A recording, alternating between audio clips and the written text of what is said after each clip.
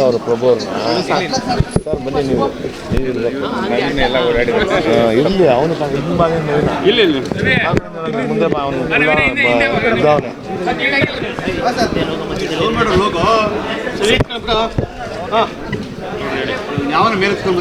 ಇವತ್ತು ಮೈಸೂರು ದಸರಾ ನಮ್ಮ ಮುಖ್ಯಮಂತ್ರಿಗಳಂತ ಸನ್ಮಾನ್ಯ ಸಿದ್ದರಾಮಯ್ಯ ಸಾಹೇಬರು ಐ4 ಮೀಟಿಂಗಲ್ಲಿ ನಮ್ಮನ್ನೆಲ್ಲರೂ ಕರೆದು ಮೈಸೂರು ದಸರಾವನ್ನು ಈ ಸಲ ಕಳೆದ ಬಾರಿಗಿಂತ ವಿಶೇಷವಾಗಿ ಮತ್ತು ಅದ್ಧೂರಿಯಾಗಿ ಮಾಡಬೇಕು ಅಂತ ಅಂದ್ಬಿಟ್ಟು ಸಭೆಯಲ್ಲಿ ನಮಗೆಲ್ರಿಗೂ ತಿಳಿಸಿದರು.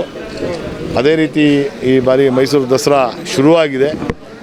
ಇವತ್ತು ಏನು ನಿನ್ನೆ ಸಂಜೆ ನಮ್ಮ ಗಜಪಡೆ ಎಲ್ಲವನ್ನು ಮೈಸೂರು ಅರಮನೆ ಅಂಗಳಕ್ಕೆ ಬಂದು ಇಲ್ಲಿ ಎಲ್ಲರನ್ನು ಸೇರಿದ್ದಾರೆ.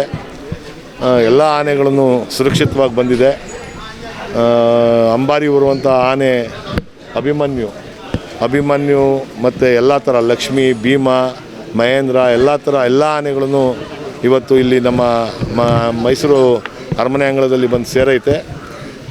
ಮತ್ತು ಮಾವುತರುಗಳಿಗೆ ವಿಶೇಷವಾಗಿ ಇವತ್ತು ನಾವು ಸನ್ಮಾನ್ಯ ನಮ್ಮ ಮುಖ್ಯಮಂತ್ರಿಗಳಾದಂಥ ಸಿದ್ದರಾಮಯ್ಯ ಸಾಹೇಬರು ಹುಟ್ಟುಹಬ್ಬದ ಪ್ರಯುಕ್ತ ಅವ್ರಿಗೆಲ್ರಿಗೂ ವಸ್ತ್ರವನ್ನು ಕೊಡಬೇಕು ಅಂತ ಅಂದ್ಬಿಟ್ಟು ನಾವು ತೀರ್ಮಾನವನ್ನು ಮಾಡಿ ಎಲ್ಲ ಮಾವುತರುಗಳಿಗೆ ನಾವು ವಸ್ತ್ರವನ್ನು ಇವತ್ತು ಕೊಟ್ಟಿದ್ದೀವಿ. ನಾನು ಮತ್ತು ನನ್ನ ಸ್ನೇಹಿತರುಗಳೆಲ್ಲರನ್ನು ಸೇರಿ ಪ್ರತಿ ವರ್ಷ ನಾವು ಅವ್ರಿಗೆ ಉಪಹಾರ ಕೊಡುವಂಥ ಕೆಲಸವನ್ನು ಮಾಡ್ತಾಯಿದ್ವಿ. ನಾವು ಈ ಬಾರಿ ಸಿದ್ದರಾಮಯ್ಯನವರ ಹುಟ್ಟುಹಬ್ಬದ ಪ್ರಯುಕ್ತವಾಗಿ 78ನೇ ವರ್ಷದ ಹುಟ್ಟುಹಬ್ಬದ ಪ್ರಯುಕ್ತವಾಗಿ ಎಲ್ಲ ಮಾವುತರುಗಳಿಗೂ ವಸ್ತ್ರವನ್ನು ಕೊಟ್ಟು ಮತ್ತು ನಮ್ಮ DFO ಪ್ರಭು ಅವರು ತುಂಬ ಸಹಕಾರಿಯಾಗಿ ನಮಗೆ ಎಲ್ಲ ಥರದ್ದನ್ನು ಏನು ದಸರಾ ಪ್ರೊಸೆಷನ್ಗೆ ಸಹಕಾರವನ್ನು ಕೊಡ್ತಾಯಿದ್ದಾರೆ. ಕಳೆದ ಬಾರಿನೂ ಇವರೇ ಪ್ರಭು ಸರ್ ಅವರೇ DFO ಆಗಿದ್ದರು, DCFO ಆಗಿ. ಮತ್ತು ಕಳೆದ ಬಾರಿ ದಸರಾದಲ್ಲಿ ನೀವೆಲ್ಲರೂ ನೋಡಿದಿರಿ ಯಾವ ರೀತಿ ಅವರು ಜವಾಬ್ದಾರಿಯನ್ನು ನಿಭಾಯಿಸಿದ್ರು ಅಂತ. ತುಂಬ ಉತ್ತಮವಾದಂಥ ಒಬ್ಬ ಅಧಿಕಾರಿ ಅಂತ ಹೇಳಿದ್ರೆ ತಪ್ಪಾಗಲಾರ್ದು. ಅವರನ್ನು ಕಳೆದ ಬಾರಿ ಏನು ದಸರಾ ಮೆರವಣಿಗೆಯಲ್ಲಿ ಎಲ್ಲರ ಜೊತೆಲೂ ಪಾಲ್ಗೊಂಡು ಎಲ್ಲ ಮಾವುತರುಗಳ್ನು ಸಮಾಧಾನವಾಗಿ ನೋಡಿಕೊಂಡು ಎಲ್ಲ ಆನೆಗಳಿಗೂ ಏನೇನು ಬೇಕು ಅದಕ್ಕೆ ಟ್ರೀಟ್ಮೆಂಟ್ ಇರ್ಬೋದು ಅವರು ಮತ್ತು ಅವರ ಸ್ಟಾಫ್ ಎಲ್ಲರನ್ನೂ ಬಂದು ಇಲ್ಲೇ ಮೊಕ್ಕು ಮೂಡ್ತಾರೆ. ಇನ್ನು 1 ತಿಂಗಳು ನಮ್ಮ ದಸರಾ ಮುಗಿಯೋವರ್ಗ ನಮ್ಮ ಪ್ರಭು ಸರ್ನು ಇಲ್ಲೇ ಮೊಕ್ಕು ಮೂಡಿ ಎಲ್ಲ ಥರದ್ದು ಸೌಕರ್ಯಗಳನ್ನ ನೋಡುವಂಥ ವ್ಯವಸ್ಥೆಯನ್ನು ಮಾಡ್ತಾಯಿದ್ದಾರೆ. ಅದೇ ರೀತಿ ನಮ್ಮ ರಂಗರಾಜಣ್ಣವರು ಆಹಾರವನ್ನು ಆನೆಗಳಿಗೆ ಏನು ಆಹಾರ ಬೇಕೋ ಅದೆಲ್ಲವನ್ನು ಕೊಡುವಂಥ ಕೆಲಸವನ್ನು ಮಾಡ್ತಾಯಿದ್ದಾರೆ. ಹಾಗಾಗಿ ನಾವು ಅವ್ರಿಗೆಲ್ರಿಗೂ ಅವರು ಇಷ್ಟೊಂದು ನಮ್ಮ ಮೈಸೂರು ದಸರಾ ನಾಡ ಹಬ್ಬದ ಪ್ರಯುಕ್ತ ಅವ್ರು ಇಷ್ಟೊಂದು ಸೇವೆ ಮಾಡಬೇಕಾದ್ರೆ ನಾವು ಅವ್ರಿಗೇನಾದ್ರೂ ಸೇವೆ ಸಲ್ಲಿಸಬೇಕು ಅಂತ ಅನ್ನೋ ನಿಟ್ಟಿನಲ್ಲಿ ಯೋಚನೆ ಮಾಡಿ ಎಲ್ಲ ಮಾವುತರುಗಳಿಗೂ ನಾವು ಇವತ್ತು ವಸ್ತ್ರವನ್ನು ಕೊಡೋ ಮುಖಾಂತರ ಸನ್ಮಾನ್ಯ ಸಿದ್ದರಾಮಯ್ಯ ಸಾಹೇಬರು ಹುಟ್ಟುಹಬ್ಬವನ್ನು ಆಚರಣೆ ಮಾಡಿದ್ವಿ.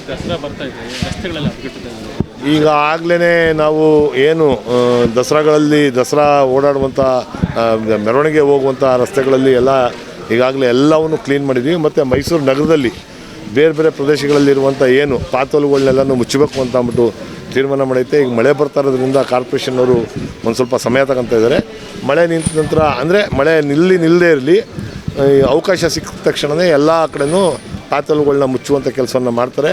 ಮತ್ತು ಮೈಸೂರು ನಗರಕ್ಕೆ ನಮ್ಮ ಮುಖ್ಯಮಂತ್ರಿಗಳಾದಂಥ ಸನ್ಮಾನ್ಯ ಸಿದ್ದರಾಮಯ್ಯ ಸಾಹೇಬರು ಕಾಂಕ್ರೀಟ್ ರಸ್ತೆಯನ್ನು ಮಾಡಬೇಕು ಅಂತ ಅಂದ್ಬಿಟ್ಟು ಸುಮಾರು ಹೆಚ್ಚು ಕಡಿಮೆ ಒಂದು 100-120 ಕಿಲೋಮೀಟ್ರಷ್ಟು ಮೈಸೂರು ನಗರದಲ್ಲಿ ಎಲ್ಲ ಕಡೆಯೂ ಎಲ್ಲೆಲ್ಲಿ ನಾವು ಕಾಂಕ್ರೀಟ್ ರಸ್ತೆಯನ್ನು ಮಾಡ್ಬೋದು ಅದನ್ನು ಈಗಾಗಲೇ ವರ್ಕ್ ಆರ್ಡ್ರೂ ಆಗೈತೆ, ಟೆಂಡ್ರಾಗಿ ವರ್ಕ್ ಆರ್ಡ್ರ್ ಆಗೈತೆ.